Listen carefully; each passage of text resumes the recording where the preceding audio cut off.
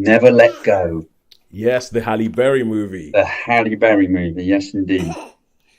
You see, and now this is the film, right? Okay, so Never Let Go. When you said that, I was like, "What? Has that been released yet?" Hang on, and I was confused because there was a bit of me that thought this was a Netflix movie.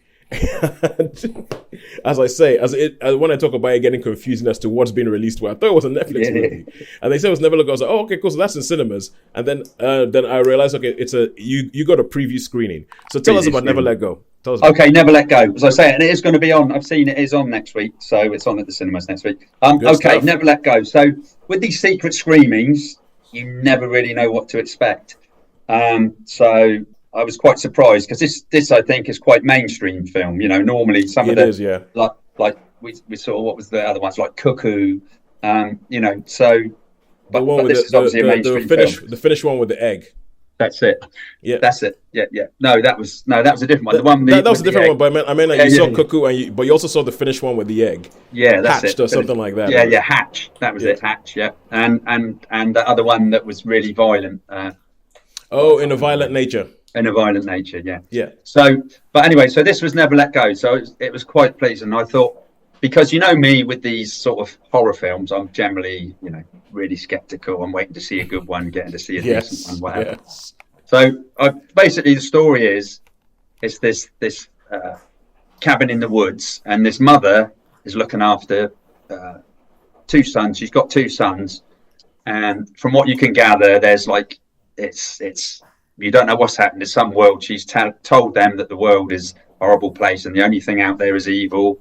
Yeah. And they must stay in this home, and they have to touch the home, and they can go exploring because obviously they need food, but they must always have this rope. Never let go of the rope, because there's evil lurking in the woods. There's evil just waiting to get them. So it's very claustrophobic. She shuts them in cupboards. She reminds me a little bit. I don't know. Have you ever seen the Carrie movies? The first Carrie movie. She reminds me a bit of the mother and that. The mother, obsessed and a bit psychotic. So anyway, and also obsessed. You wonder about the mental state.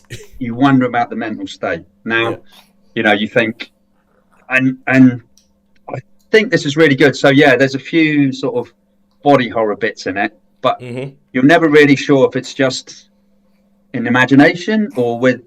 And this film, so basically, that's the story. She's looking after her two sons. She's taught them all these prayers. She's all the evils out there. And when she's actually out on the porch or somewhere sitting where these horrible apparitions or creatures sort of appear, which is, I guess, like the horror side of it. So I'm not going to give away too many spoilers here because it's work. So you can imagine what happens. They go out exploring. They're after food. Some nasty things happen. Yeah, because I mean the thing with this is this has a very effective trailer.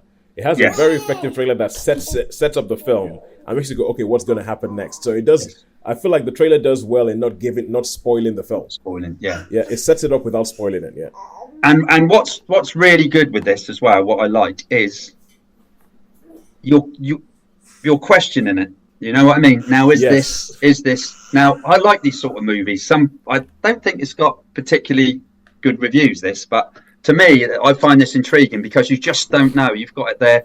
It's like The Innocents. It's like it's like what? Like Babadook. Like Babadook. Are they dead? Are they alive? Is it in their mind? Is it actually theirs? Yeah. So, and you've got one of the sons. One of the sons is a little bit skeptical, a little bit. You know what I mean? He's thinking himself, and then you've got one who is totally with his mum on this. Totally. Oh, it's evil. So you've got the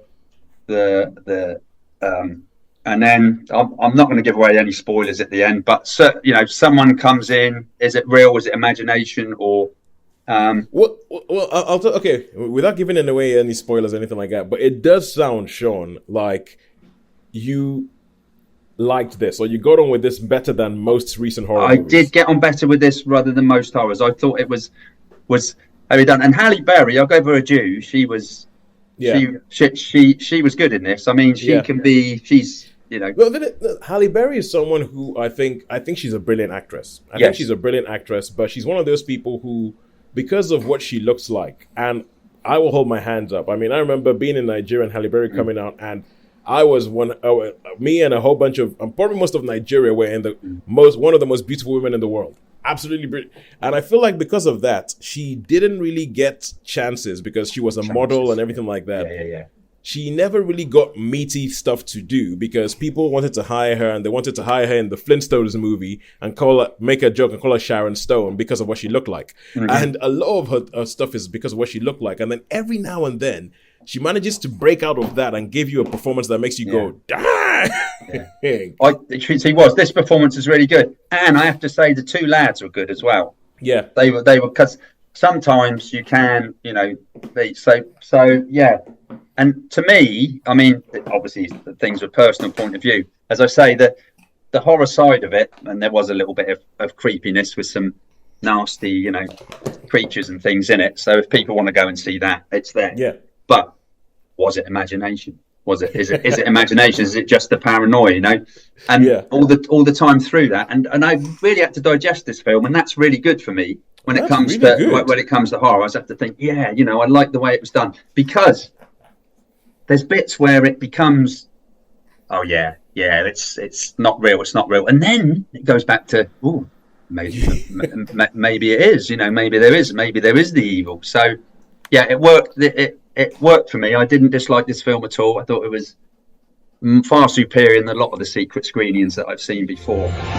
So yeah, and I would give this a high 3. I'll give this a really high 3. A high 3. And okay, for those of you who might be listening to us for the first time, or maybe you haven't encountered Sean reviewing a horror movie before, that's high praise from Sean. That is high praise. because Sean, I mean, usually it's like, I think it's horror movies, especially if they have one-word titles.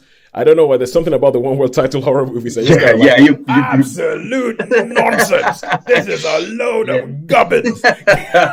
It's like, all right, okay, cool. So very, very high 3 stars for Never Let Go, representing the cinema side of things tonight.